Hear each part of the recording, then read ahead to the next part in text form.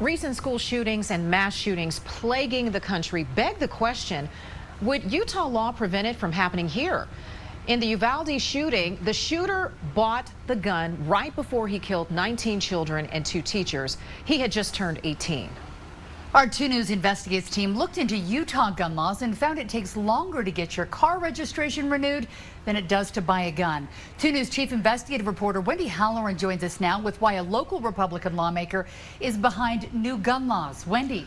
Well, Heidi and Jamie, I spoke to the man who wrote the book on Utah gun laws, as well as a state legislator. Both men are on opposite ends of the spectrum.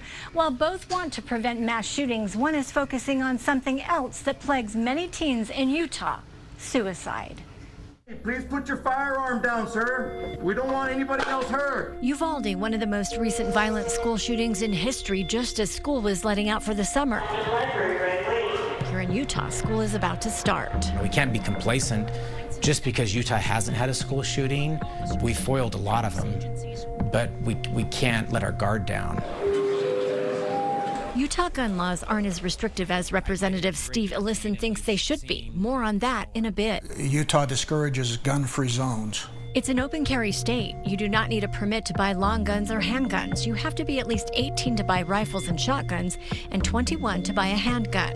If you're buying from a licensed firearms dealer, you need to pass a background check and fill out some paperwork. But if you buy from a private citizen, no background check is required. Gun laws work. Allison Anderman is an attorney for the Giffords Law Center to prevent gun violence.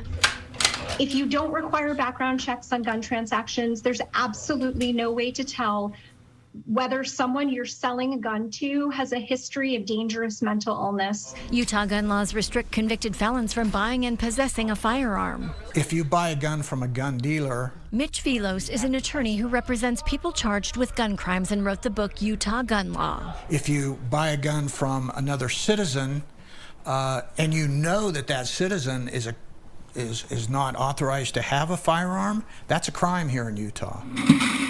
There are also domestic violence restriction laws, plus child prevention access laws. Well, we ranked Utah as having the 30th weakest laws in the nation. What is your response? My response is, thank you for the compliment.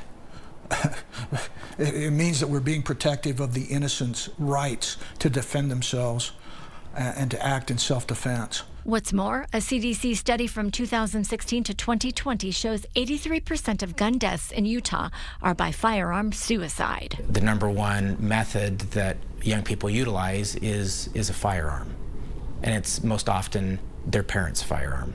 Given how high the rate of gun suicides are in Utah, Anderman says there are also policies that Utah should consider to save lives. Do you think we have enough laws on the books? So I'll answer your question really simply. I'll say no, because I am sponsoring 1 to 2 bills in this area going forward. Ellison's bills won't be typical gun legislation. Of course, we want to avoid mass shootings, but we lose far more children to suicide every year than probably every school shooting that's happened in the past 12 months in the nation. Instead, they will focus on education. And that's the issue that doesn't get talked about enough. And that comes down to not necessarily a host of new laws. It comes down to parents and gun owners responsibly storing their firearms. Representative Ellison plans to amend a bill he introduced last session that would make it easier for someone with a mental health disorder to temporarily relinquish their firearms, particularly people that are being treated for suicidal ideation or thoughts from a healthcare facility. For 2 News Investigates, Wendy Halloran, KUTV 2 News.